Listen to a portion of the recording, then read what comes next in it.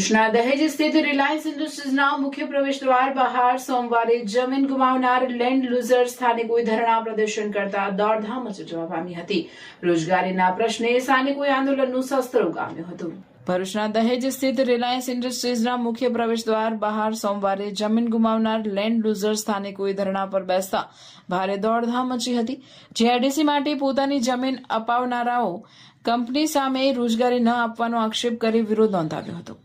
આંદોલનકારીઓએ જણાવ્યું હતું કે જમીન સંપાદન દરમિયાન સ્થાનિકોને રોજગારી આપવાની બાંહેધરી આપવામાં આવી હતી. જો કે અનેક રજૂઆતો છતાં આજ દિન સુધી યોગ્ય રોજગારી આપવામાં આવી હતી. છેલ્લા 2 વર્ષથી વિવિધ સ્તરે રજૂઆતો કરવા છતાં પ્રશ્નોનું કોઈ નિરાકરણ ન આવતા અંતે તેઓ આંદોલનના માર્ગે ઉતર્યા હોવાનું જણાવ્યું હતું. ધરણાની જાણ થતાં પોલીસનો મોટો કાફલો સ્થળ પર તૈનાત કરવામાં આવ્યો હતો અને કાયદો વ્યવસ્થાની સ્થિતિ જાળવવા ચુસ્ત બંદોબસ્ત ગોઠવવામાં આવ્યો હતો.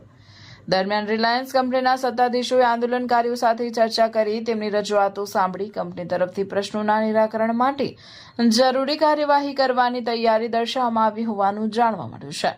આ તરફ આંદોલનકારીઓએ ચેતવણી આપી હતી કે જો ટૂંક સમયમાં યોગ્ય નિર્ણય નહીં લેવામાં આવે તો આગામી સમયમાં વધુ ઉગ્ર આંદોલન કરવામાં આવશે. મારું નામ દીપક પટેલ છે. અમારું રહેવા ગામ જાગેશ્વર. અમારો મુખ્ય મુદ્દો છે જાગેશ્વર ગામનો કે જમીન જીઆઈડીસીમાં આપ્યા પછી આજે હવે રિલાયન્સ કંપની એ જગ્યા ઉપર આવી છે. તો અમને લેન્ડ લૂઝર તરીકે જે નોકરી મળવી જોઈએ તે મળેલ નથી અને જણાવ્યા બાદ એમને ના પાડી છે, જેને લઈને અમારું સમગ્ર ગ્રામ તાલુકાના સમગ્ર ખેડૂતો આજે ગેટની સામે ગાંધી ચિંધ્યા માર્ગે ધરણા પર બેઠા છે. આ લડત કેટલા સમયથી લડી રહ્યા છો? આ લડત અમારી છેલ્લા 2 વર્ષથી ચાલી રહી છે.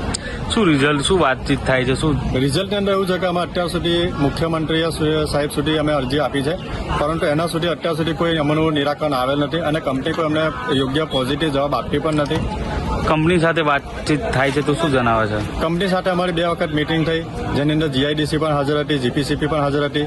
જીઆઈડીસીએ પણ તેમને કીધું કે ભાઈ આમનો લેન્ડ લૂઝરનો પ્રશ્ન છે અને જે એમની મુખ્ય માંગણી છે ને જે એમનો હક છે તો એ એમને મળવો જ જોઈએ, પરંતુ કંપની પણ હજુ સુધી તે છતાં પણ પોઝિટિવ રિપોર્ટ આપવા તૈયાર નથી. શું માંગ છે તમારી? અમારી માંગ માત્ર ને માત્ર જમીન ગુમાવનાર ખેડૂતોના છોકરાઓને નોકરી માટે.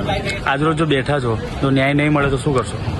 અમે આજરોજ જે આંદોલન માટે બેઠા છે, ધરણા માટે બેઠા છે, એ જ્યાં સુધી અમને ન્યાય નહીં મળે, અમને જમીન ગુમાવનાર ખેડૂતોના દીકરાઓને નોકરી નહીં મળે ત્યાં સુધી અમે કાયમના માટે અમે અહીંયા બેસીશું. આ ચોક્કસની મુદત માટે અમારી આ ધરણા આજથી ચાલુ રહેશે.